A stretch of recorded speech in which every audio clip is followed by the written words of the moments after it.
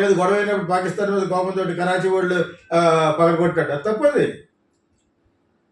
వాళ్ళు ఎప్పటి నుంచో సెటిల్ అయిపోయారు, ఇక్కడే మేము ఇండియన్స్ అన్నారు, ఇక్కడే ఓటేస్తున్నాం అన్నారు. మార్వాడ్స్ కూడా అన్నారు, మేము ఇక్కడికి వచ్చేసాం, ఇక్కడే డబ్బు సంపాదించుకుని ఇక్కడే భోజనం చేస్తున్నాం, ఇక్కడే పోతాం అంటారు. గతకటేంటి వాళ్ళు చేసే అరాచకాలు ఉంటాయి, ఆల్రెడీ ఎవరు చేసినా కూడా అరాచకాలు బయటపడండి.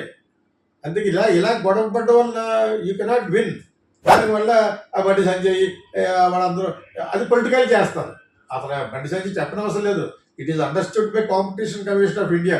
Anybody anywhere in India in this democratic country you can earn money, you can own the houses, you can own the properties.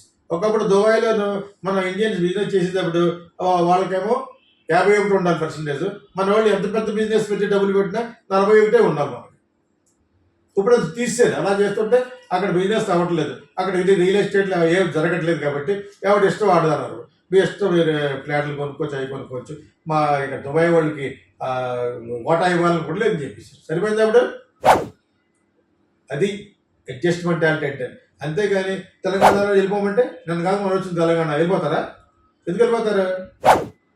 ఆంధ్రాలో వెళ్ళిపోతారు, తమిళన్స్ ఎందుకు వెళ్తారు?